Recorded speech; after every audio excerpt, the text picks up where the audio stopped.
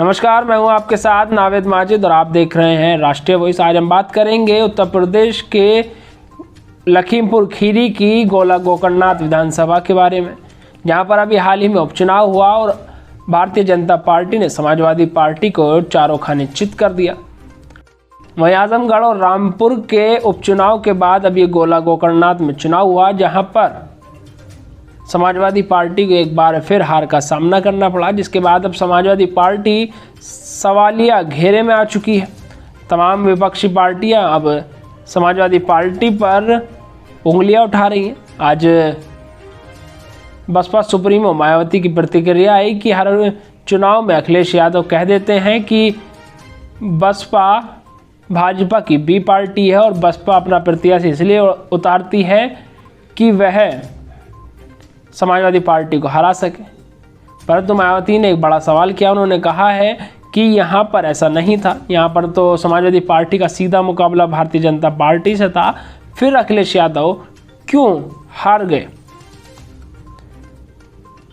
ये बड़ा सवाल भी है कि यहाँ पर दो पार्टियां ही केवल चुनाव लड़ रही थी। यहाँ पर ना तो असदुद्दीन ओवैसी चुनाव लड़ रहे थे, जो बीजेपी के एजेंट कहा जाता है, ना आम आदमी पार्टी। यहाँ तो सीधे तौर पे समाजवादी पार्टी और भारतीय जनता पार्टी की लड़ाई थी, जिस पर समाजवादी पार्टी को हार का सामना करना पड़ा। लेकिन लगातार उपचुनावों में समाजवादी पार्टी चुनाव हारती जा रही है, जो कहीं ना कहीं 2024 का परिणाम बता रही है कि 2024 में क्या होने वाला है। लेकिन यहाँ जो चुनाव हार रही है, इसमें क्या लगता है, क्यों आखिर समाजवादी पार्टी चुनाव हार रही है। वह भारतीय जनता पार्टी ने स्टार प्रचारक बनाए, जिसमें मुख्यमंत्री खुद गोला गोकर्णनाथ विधानसभा सीट पर प्रचार के लिए गए। वो खुद मुख्यमंत्री थे। डिप्टी सीएम ब्रजेश पाठक, केशव प्रसाद मौर्य, तमाम कैबिनेट योगी सरकार की लखीमपुर में प्रचार करने गई। वहीं दूसरी तरफ समाजवादी ने स्टार प्रचारकों की सूची जारी की, जिनमें शिवपाल यादव ने स्टार प्रचारक के लिए कहा गया, उन्हें स्टार प्रचारक नहीं बनाया गया। सपा सुप्रीमो खुद वहां प्रचार करने तक नहीं गए थे।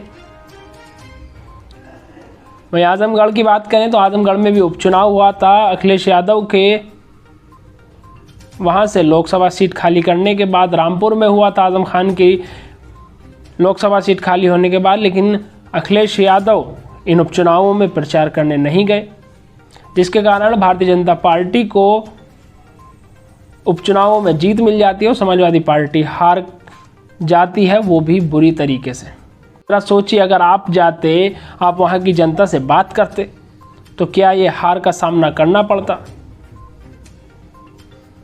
आप प्रचार करते तो शायद समाजवादी पार्टी के प्रत्याशी को जो वोट मिली है उसमें कुछ परसेंट बढ़कर ही मिलता, भले ही आप चुनाव हार जाते और शायद जीत भी सकते थे।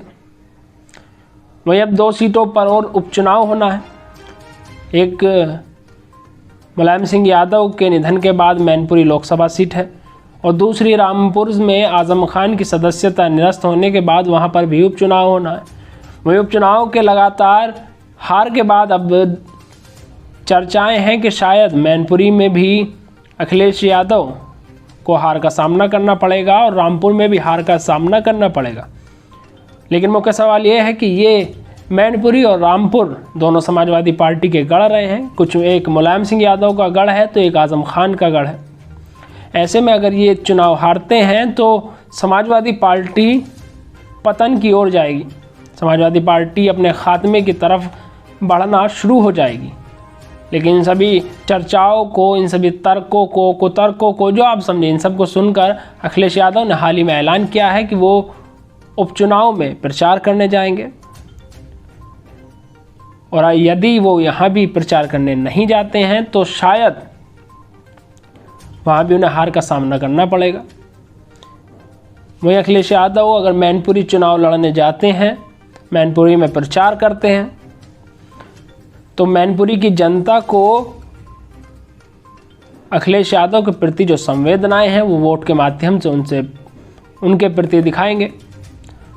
वहीं दूसरी तरफ भारतीय जनता पार्टी भी इस वर्चस्व को ख़त्म करने की कोशिश करेगी और खुद प्रधानमंत्री से लेकर मुख्यमंत्री तक यहाँ पर प्रचार करने जाएंगे। वह रामपुर को भी भारतीय जनता पार्टी जीतने की अनेकों कोशिश करेगी, क्योंकि अगर रामपुर चुनाव जीतती है तो उसका बेनिफिट, उसका लाभ इन्हें लोकसभा चुनाव में देखने को मिलेगा। लेकिन क्या होगा क्या नहीं, ये तो उपचुनाव के आने वाले परिणामों में पता चलेगा कि क्या अखिलेश यादव रामपुर और मैनपुरी में प्रचार करने जाएंगे। क्या रामपुर और मैनपुरी में अपना वर्चस्व कायम रख पाएंगे अखिलेश यादव? तमाम सवाल हैं, लेकिन उसका जवाब एक भी नहीं। फिलहाल के लिए इतना ही। देश और दुनिया की तमाम खबरों के लिए देखते रहिए राष्ट्रीय वॉइस।